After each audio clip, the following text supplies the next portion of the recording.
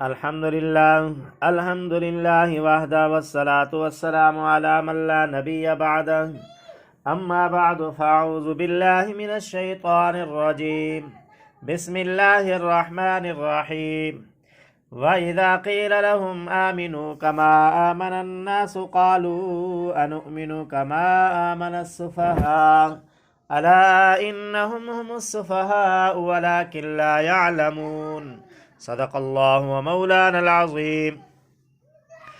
آج ہم درس قرآن کا آغاز کر رہے ہیں سورۃ بقرہ کی آیت نمبر 13 سے۔ فرمایا وَإِذَا قِيلَ لَهُمْ آمِنُوا كَمَا آمَنَ النَّاسُ، اور جب ان سے کہا جاتا ہے کہ تم بھی اسی طرح ایمان لے آؤ جیسے دوسرے لوگ ایمان لے آئے ہیں۔ قَالُوا أَنُؤْمِنُ كَمَا آمَنَ السُّفَهَاءُ، تو وہ کہتے ہیں کہ کیا ہم بھی اسی طرح ایمان لائیں جیسے بیوقوف لوگ ایمان لائے ہیں۔ أَلَا إِنَّهُمْ هُمُ السُّفَهَاءُ وَلَكِنْ لَا يَعْلَمُونَ، خوب اچھی طرح سن لو کہ یہی لوگ بے وقوف ہیں لیکن وہ یہ بات نہیں جانتے۔ وَإِذَا قِيلَ لَهُمْ آمِنُوا، یہاں بھی منافقین کا ہی تذکرہ ہے، ان آیات میں بھی منافقین کا بیان ہو رہا ہے کہ جب ان سے کہا گیا کہ ایمان ایسے لے آؤ جیسے یہ اصحاب محمد ایمان لے آئے ہیں، جیسے یہ دوسرے لوگ ایمان لے آئے ہیں، تو وہ لوگ یہ جواب سن کر کہتے تھے کہ یہ تو بے وقوف ہیں، ہم ان جیسا ایمان لیں۔ تو فرمایا وَإِذَا قِيلَ لَهُمْ آمِنُوا، اور جس وقت کہا جاتا ہے ان کو کہ سچا ایمان لے آؤ، کما آمن الناس، جیسے ایمان لائے ہیں لوگ، قالوا، کہتے ہیں، انؤمنو، کیا ہم ایمان لائیں، کما آمن السفہاء، جیسا کہ ایمان لائے ہیں بے وقوف۔ یہ منافق لوگ سچے مخلص اور دیانتدار مومنوں کو بے وقوف کہتے تھے کہ کوئی عقل مندی ہے کہ جس طرح وہ ان کو کہتا ہے بے سوچے سمجھے اسی طرح کرتے چلے جاتے ہیں، گھر بار سب کچھ اس کے کہنے پر قربان کر دیے ہیں۔ اگر عقل مند ہوتے تو کوٹھیاں بناتے، دولت اکٹھی کرتے، تجارت بڑھاتے۔ انہوں نے تو پہلے بھی سب کچھ دو پر لگا دیا ہے، پہلے کتنے آسودہ حال تھے، اور ایمان لانے کے بعد اب ان کا کیا حال ہے؟ یہ بے وقوف ہے، ہم ان بے وقوفوں جیسا کام کیوں کریں؟ اللہ تعالیٰ نے فرمایا الا انہم ہم السفہاء، خبردار، بے شک یہی ہیں بے وقوف، ولیکن لا یعلمون، اور لیکن وہ جانتے نہیں ہیں، بات کہ اصل میں بے وقوف خود ہیں، دوسروں کو بے وقوف کہنے والے، اصحاب محمد کو بے وقوف کہنے والے خود بے وقوف ہیں۔ ان سے کہا جاتا ہے جیسے حضرت ابوبکر ایمان لے آئے ہیں، جیسے حضرت عمر ایمان لے آئے ہیں، حضرت عثمان، حضرت علی رضی اللہ عنہ اجمعین ایمان لے آئے ہیں، تم بھی ان جیسا ایمان لے آؤ، تو وہ نعوذ باللہ ان حضرات کو بے وقوف کہتے تھے۔ اللہ تعالیٰ نے الا انہم ہم السفہاء، کئی تاکیدوں کے ساتھ ان کو کہا کہ تم بے وقوف ہو، یعنی اصحاب محمد کو، خلفاء راشدین کو، ابوبکر، عمر، عثمان، علی کو بے وقوف کہنے والے خود بے وقوف ہیں۔ تو جو بھی اصحاب محمد کو اور خلفاء راشدین پر، حضرت ابوبکر، عمر، عثمان، علی پر اعتراض کرے گا تو وہ انہی کی لسٹ میں ہوگا، انہی منافقین کی لسٹ میں ہوگا۔ اللہ کا جواب اور قرآن کا جواب ان کو پہلے سے دے دیا گیا ہے کہ یہ بے وقوف ہیں، ان کو عقل ہی نہیں ہے جو اصحاب محمد پر اعتراض کرتے ہیں، وہ ان منافقین کی لسٹ میں ہے، وہ مومن ہے ہی نہیں، ایمان والے ہے ہی نہیں۔ ایمان والے ہوتے، عقل مند ہوتے تو اصحاب محمد پہ اعتراض نہ کرتے۔ اصحاب محمد پر اعتراض رافضی کریں تو بھی انہی کی لسٹ میں، اصحاب محمد پر اعتراض جہلمی کریں، کوئی مرزائی کرے، کوئی بھی کسی فرقے کے ساتھ ہو اور اپنا تعلق رکھتا ہو لیکن اصحاب محمد پر اعتراض کرتا ہو، ان سب کو اللہ تعالیٰ کا قرآن کا جواب ہے الا انہم ہم السفہاء، پکی بات ہے، خبردار، بے شک یہی ہے وہ لوگ جو بے وقوف ہیں، اصحاب محمد پر اعتراض کرنے والے۔ یہ اعتراض کرتے کیوں تھے؟ ایک وجہ تو میں نے یہاں بتا دی ہے، جو حضرت مولانا سرفراز خان صفدر صاحب رحمۃ اللہ علیہ نے اپنی تفسیر ذخیرۃ الجنان میں لکھی ہے کہ یہ لوگ اس لیے اعتراض کرتے تھے کہ گھر بار سب کچھ قربان کر دیتے ہیں حضرت محمد صلی اللہ علیہ وسلم کے کہنے پر۔ یہ کوئی عقل ہے؟ عقل ہوتی تو کوٹھیاں بناتے، دولت اکٹھی کرتے، تجارت بڑھاتے۔ یہ تو پہلے والا بھی سب کچھ قربان کر رہے ہیں اور آگے بھی نہیں سوچ رہے۔ ایک تو وجہ یہ اعتراض کرتے،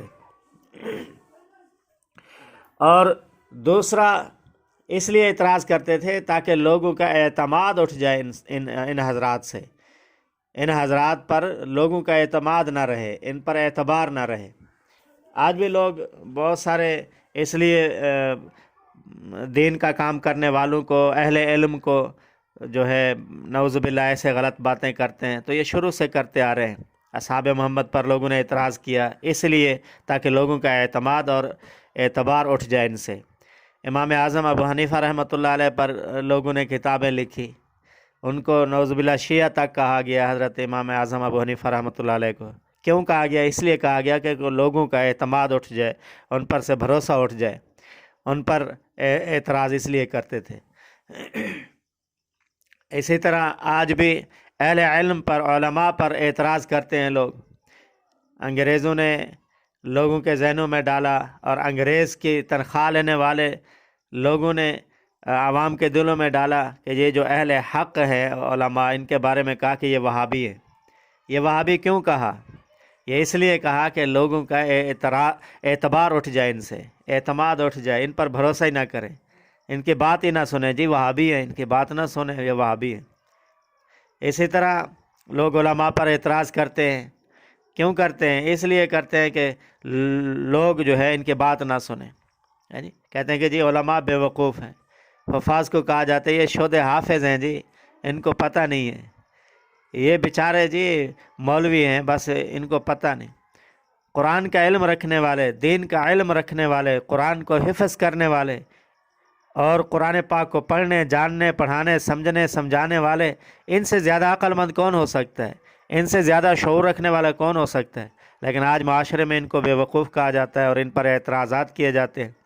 تو یہ اعتراض کرنے والے انہی کے نقش قدم پر چل رہے ہیں جو نبی علیہ السلام کے صحابہ کے زمانے میں منافقین تھے، ان کے طرز پر چل کر علماء پر اعتراض کرتے ہیں۔ ان منافقین کے طرز پر چلتے ہوئے قرآن کے قاریوں کے اور حفاظ کے خلاف اعتراض کرتے ہیں، انہی کے طریقے پر چل رہے ہیں، انہیں منافقین کے نقش قدم پر چل رہے ہیں۔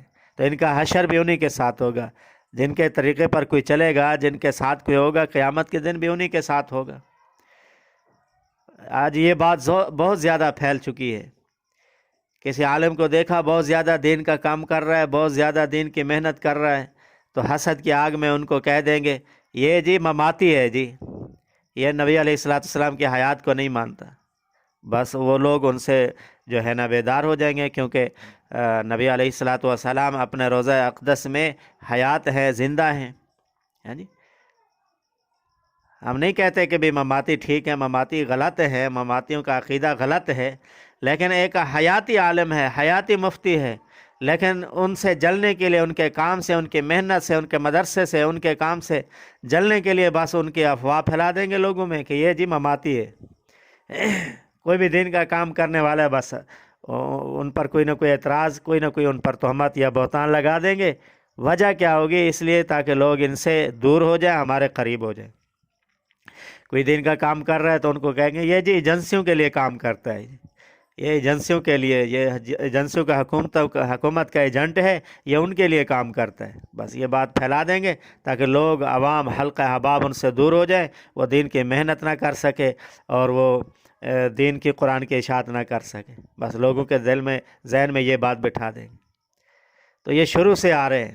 حضرت مولانا حسین احمد مدنی صاحب رحمۃ اللہ علیہ درس دے رہے ہیں تو کسی نے پرچی بھیجی اور ایسا گندا سوال کیا، گندا اعتراض کیا، تو حضرت مولانا حسین احمد مدنی رحمۃ اللہ علیہ ہنس کر فرمایا کہ میرے والد کے نکاح کے گواہ اب بھی موجود ہیں۔ تو یہ اعتراض کیوں کیا تھا؟ اس لیے تاکہ یہ حلقہ احباب جو درس سن رہا ہے، یہ مولانا صاحب سے، حضرت حسین احمد مدنی رحمۃ اللہ علیہ سے متنفر ہو جائے۔ تو آج اس طرح کی باتیں بہت سارے لوگ کرتے ہیں، دین کی محنت کرنے والے، دین کی حفاظت کرنے والے اور دین کی اشاعت کرنے والوں پر اس لیے کرتے ہیں تاکہ ان کو، علماء کو، ان دین کے محنت کرنے والوں کو عوام میں بدنام کر دیا جائے اور لوگ ان سے دور ہو جائیں۔ تو ایسا نہیں کرنا چاہیے۔ علماء کرام کی عزت کرنی چاہیے، دین کی محنت کرنے والوں اور دین کی حفاظت کرنے والوں کی جو ہے قدر کرنی چاہیے، ان کا ادب احترام کرنا چاہیے۔ اللہ تعالیٰ قرآن مجید پڑھنے، سمجھنے اور اس پر عمل کرنے کی توفیق عطا فرمائے۔ وآخر دعوانا الحمدللہ رب العالمین۔